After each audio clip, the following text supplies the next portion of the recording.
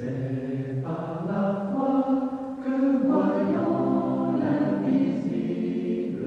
Bonjour chers amis et bienvenue à la communauté d'études quotidiennes de la Bible. Ils se sont levés à l'appel du Seigneur. Au rendez-vous du partage de la lecture de la méditation quotidienne pour adultes, tiré du livre Dieu est ainsi, portrait de la grâce et de l'amour divin, écrit par Roberto Herrera. J'ai le plaisir d'être avec vous. Tout d'abord, je tiens à vous remercier pour votre fidélité à l'écoute et au partage de nos différents contenus, tout en espérant qu'il reste pour vous une source de bénédiction et d'édification spirituelle. La méditation du jour est intitulée « Un Dieu indulgent ». Quand il était insulté, il ne rendait pas l'insulte. Quand il souffrait, il ne proférait pas de menaces, mais il s'en remettait à celui qui juge justement. 1 Pierre 2, verset 23. Il y a quelque temps, j'ai prêché un soir sur la nécessité de pardonner ceux qui nous ont blessés et offensés et de ne pas permettre au ressentiment de s'enraciner dans l'amertume qui nous empêche de recevoir la grâce de Dieu. À la sortie de l'église, une dame s'est approchée de moi pour me dire « Pasteur, je vous remercie pour ce message. Je crois que Dieu a parlé à mon cœur. Je veux cependant vous demander de dire aux personnes à qui vous prêcherez de nouveau ce message de faire tout leur possible pour n'offenser ou ne blesser personne. La charge qu'elles mettent sur celui qui doit leur pardonner maintes fois ce qu'elles lui font et lui disent est trop lourde. » Depuis, j'ai beaucoup réfléchi à ce commentaire tellement pertinent.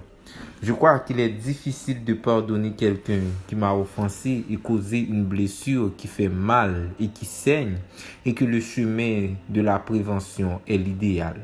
Mais nous sommes imparfaits, nous blessons, offensons, faisons du mal, parfois en ne sachant l'éviter. C'est pourquoi je m'émerveille en lisant ce que dit Pierre dans le texte d'aujourd'hui, que le Seigneur est indulgent. Indulgent signifie qu'il pardonne aisément les fautes, qui n'est pas sévère, dur. Quelle merveilleuse inclination! Jésus est ainsi et il nous enseigne à avoir comme lui cette inclination pour nature.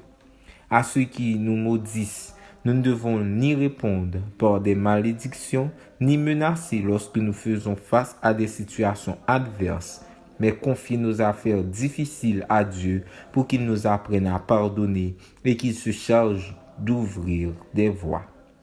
Pour le Christ, l'indulgence n'a pas été qu'une théorie qu'il a enseignée, c'est aussi un principe qu'il a pratiqué. On l'a accusé d'être glouton, traître, blasphémateur, d'être possédé par de mauvais esprits et de faire des miracles par Belzébul. On l'a critiqué d'avoir fréquenté des publicains et des prostituées, et on a tenté d'en finir avec lui. Mais jamais il n'a répondu dans les mêmes termes.